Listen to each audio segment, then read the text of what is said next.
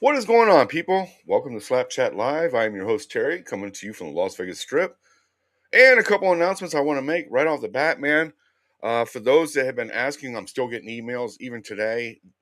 The Crazy Hawaiian Super Heavyweight title belt that was up for sale has been sold. I've actually talked to the new owner of it. He has received his belt. Let me go ahead and bring this up just so you guys see, because I got nutsack that says I should show proof on things. So there's the proof. There's the unboxing. He has acquired the super heavyweight title. And as you see in the background, let me back this up a little bit. If you see in the background, there's titles there. And hold on. You see that huge wall of titles there in the background. So this guy is a serious collector of belts. Let me go ahead and finish out this unboxing. He's a very serious belt collector. But he did have a couple things to say. He told me why this video is finishing out. He told me that dealing with Steven, he was a little nervous because of the price of the belt and stuff and the volume, the amount of money.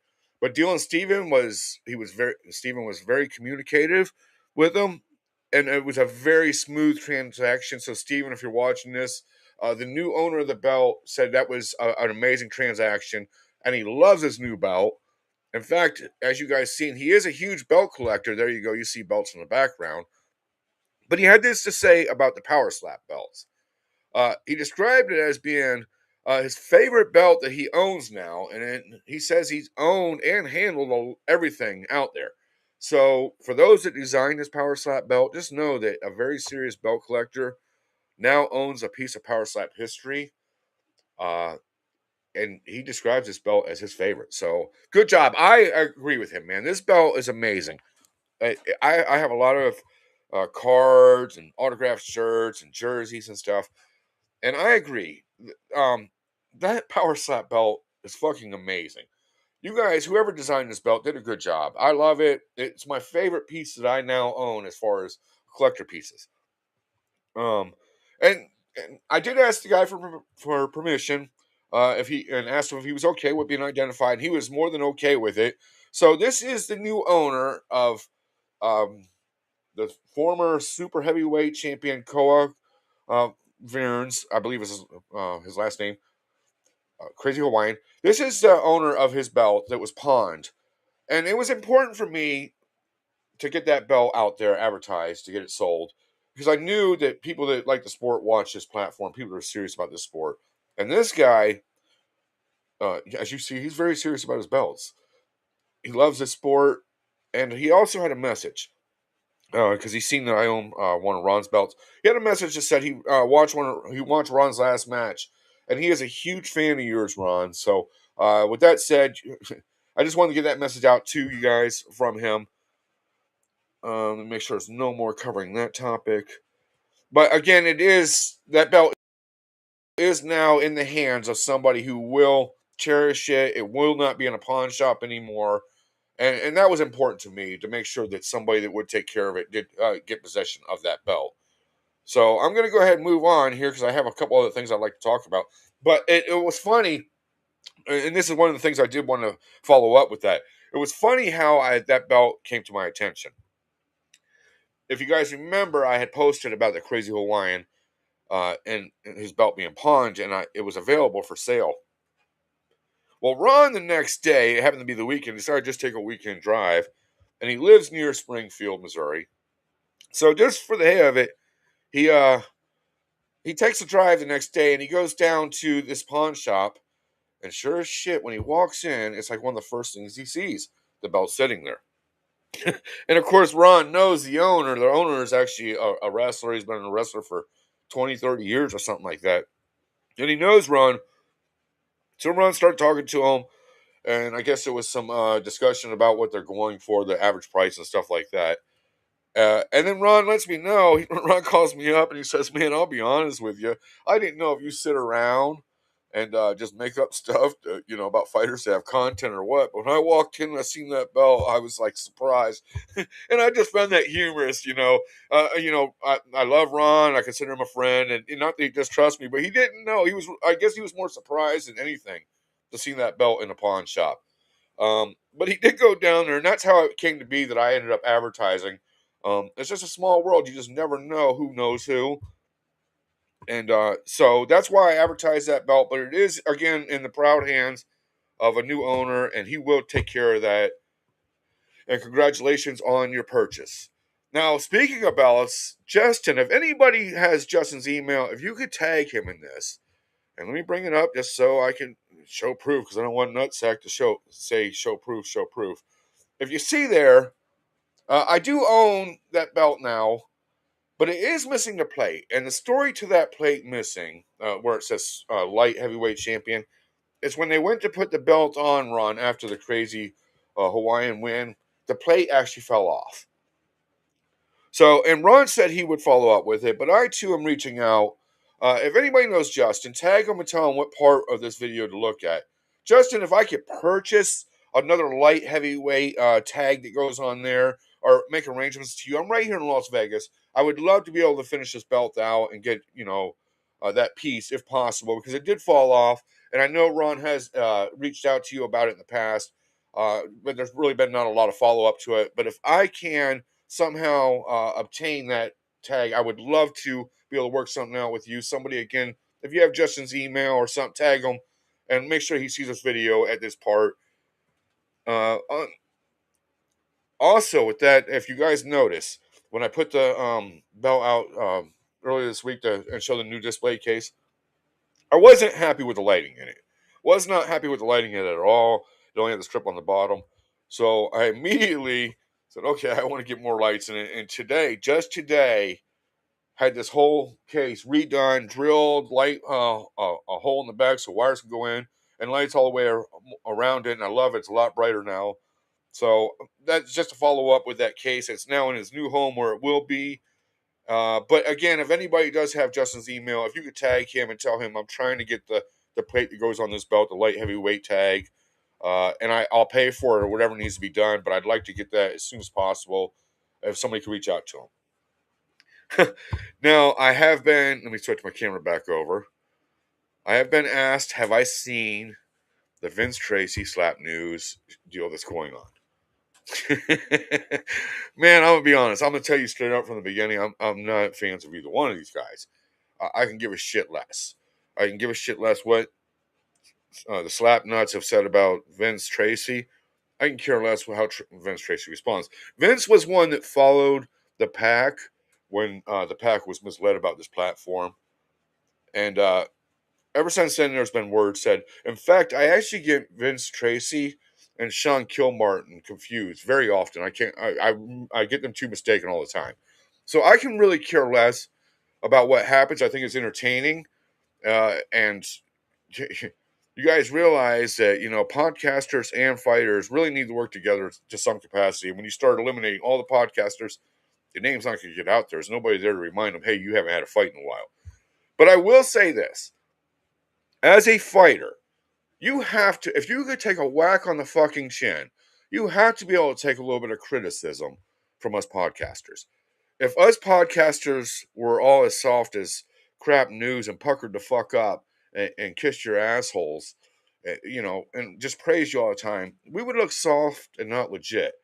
And we've seen people that don't look legit. What happens to them? They faded out and disappeared. And we're watching that happen with crap news. So, as a fighter, you have to take a little bit of criticism and not take it personal. I honestly even think I've offended some people in the past. I think I may have offended Joker and stuff, but I keep it real, and it's not personal. It's what we do. It's part of the coverage of the sport. Criticism comes with praise. If we only praise, we're going to look like the fake ones that are down there puffing pickles, if you know what I mean. That ain't this platform. But I will say, Vince, if that offended you, man, I don't know what else to say. Your feelings are a lot softer than your fucking chin. I will say that. You fighters have to be able to take that kind of criticism. But I'm going to follow up with the criticism with a little bit of praise. Because Power Slap 21 is not very interesting to me as a whole, but there is some great talent on there that I'm very interested in. Michael Back for one. This guy, I mentioned his name first for a reason on this card. I like this guy. I think this guy's a fucking monster.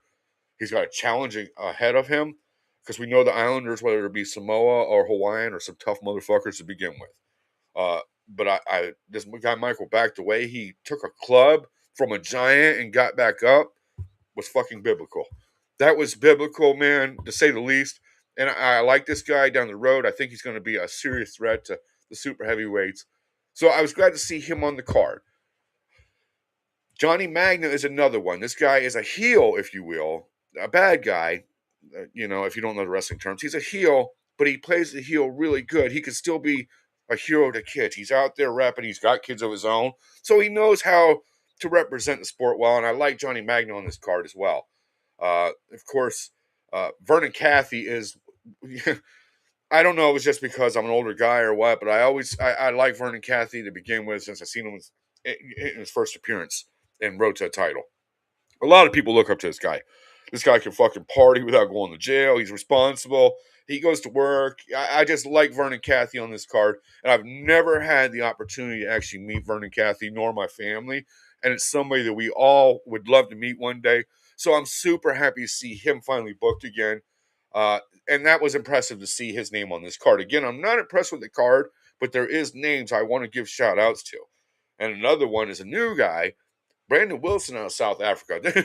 This guy's a fucking monster. I like Bryce. I hype Bryce up. By the way, Bryce, every time I go to the dispensary, Nevada Made, everybody tells me to tell you hello. I just want to make sure I mention that to you, man. They all love you down there, and they're always asking me, "Do you know Bryce? Do you know Bryce?" Yeah, everybody knows Bryce. I definitely try to promote that guy a lot. But this guy, Brandon Wilson, came in and made a fucking statement in his last match against Bryce. And I like this guy, Brandon. I think he's definitely a threat in his division. And, to see him on the card again, I'm looking forward to the opportunity to get some pictures and meet this guy in person. One other guy on this card, Power Slap 21, that I've been talking about for a while. And I really think there's a Mandela effect because I thought he was already 3-0 going into his last match. But apparently I'm wrong. But Hunter Hussain, man, this guy, how he hasn't been booked more is beyond me. This guy doesn't get out there. I know he's not a social media guy because he's fucking busy and he's earning. He's got the pretty wife and stuff. And he's out there, doing what he's got to fucking do to handle his shit. But I like this guy, and I think if they gave him more matches, he definitely would be, a title contender by now. But speaking of matches, I do want to say, fighters, I've talked to top people covering the sport, top people who've been in the sport for a while. And in my opinion, you should be right now with the amount of people they got and the way they've been booking fights this year. You should be getting on booked at least 3 times a year, man. You should be getting booked. If you're not, they probably don't like you or you're not performing well or whatever. But I'm seeing some guys getting booked more than that. So, on average, I was asked by somebody, how many times should I be fighting a year? You should be on average with the people they have now on the roster, the amount of people, and the amount of times that they're showing so far getting booked or getting fights scheduled and stuff. You should be on average around 3 times a year. That's based on talking to people in this industry, creators of the sport, and people high up even in Power Slap. Now, just about done here. I'm going to try and keep it under 20 again because of limitations on time over on Instagram with upload. But I want to talk about this guy right here. And I'm not poking fun at him, but speaking of not getting booked and them, maybe not liking you, I think this guy's being sacrificed. I'm not a big, huge fan of Brian Scambler, only because he's still new to the sport and that reason alone. But I think that D-Fake is about to be sacrificed in the sport, and that's my opinion. This guy Brian is on the come up, but there is somebody out there I think that will be a fucking challenge for him if he actually, because his chin hasn't been tested. Talking about Brian, his chin has not been tested yet. And against this guy, that's like getting hit with fucking pool noodles. Let's be real. This guy, he's not the best in that division. But there is somebody out there, if Brian beats this guy like everybody's anticipating, and that's Dakota McGregor. I think Dakota McGregor might be the fucking challenge for Brian. And Dakota's got a chin, and he's got a fucking hit. And again, Brian has not been tested. Brian, this is not a knock at you, anything like that. But I think you're going to blow through this guy easily. And this is another one to get you to the top. The real challenge is sitting up there waiting for you, in my opinion, before you get that title shot. And that is Dakota McGregor. And I think that will be a great fucking match. And the fans will love to see that one. That's just my opinion. But Opinions are like everybody has one. All right, let me jump over here to the next topic. People, I can confirm this.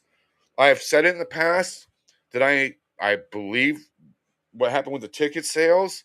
I believe somebody bought them up because if it was sold up, why are they re-fucking selling all the seats? But I can say this, I have confirmed that at least 2 people now have gotten free tickets, just as I said. And I will not identify them just yet, but I know Nutsack will say show the proof. Nutsack, I am not going to ruin these people's seats, but here's what I will do. I'm going to ask these people if they're willing to do a short interview at the event after they know their seats won't be taken from them. And I'm sure they won't have a fucking problem with that. But just know these seats are being given away. I have verified it with at least 2 people who have gotten free seats for this upcoming event. I stand by my shit. Now, another topic that came to me today, and it's the second time I've heard this, and I am going to identify somebody that I believe, this is based on belief and research we have done. I have been asked if I have been harassing Joe over on his podcast. 100% I will say I have not harassed this guy. I've been to his podcast. I don't waste time. I don't have fake accounts. That is not me. But there is somebody out there who has been in the middle of shit with every podcast drama, including the Petty Corner, Slap News, and I believe it to be with you, Joe. And I will tell you right now, that person has started drama with me since the beginning, and that is Ryan Phillips. So if you are being harassed, just know that Ryan Phillips' newest accounts that we can identify over on YouTube, he goes by Terry Eviction Dunning. He also uses CTE King on Instagram and many other names with King, but he knows that we're on to that now. So if you are being harassed, Joe, I promise you, I swear, it is not me or anybody from this podcast. We have better shit to do, and we don't have the time to do for it. But I would say, if you ask me who it is, look at Ryan Phillips. He's notorious for starting shit with podcasters. Behind every drama I've been in with every podcaster, Ryan Phillips was the one that initiated it. I think that's all I have for you guys, and I did just keep it just under 20, although the outro will take that over. Guys, I want to thank you for following this platform. If you haven't followed it yet, you need to be. I will be bringing you guys great content. Of course, my drops yesterday got a lot of private messages. People tell me that was hilarious. Thank you guys so much for the love. And if you like this video, be sure to click that like button, finger bang it like you motherfucker, and I will see you guys next week.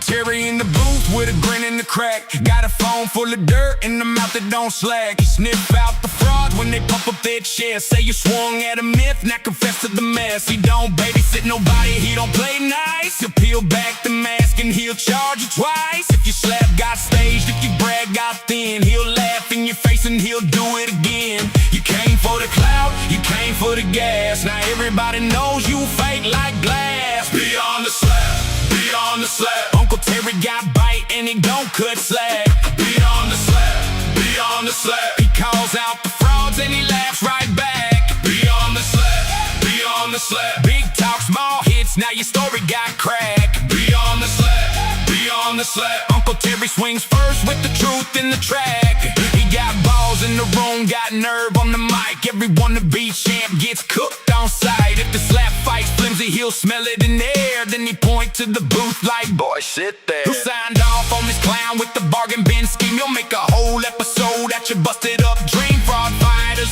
fold when the questions get mean. And Terry keep grinning like, that's what I mean. Pose for the post, you beg for the flash. Now the replay hits and the whole thing's splash. Beyond the slap, beyond the slap. Uncle Terry got bite and he don't cut slack. Beyond the slap, beyond the slap. He calls out the frauds and he laughs right back.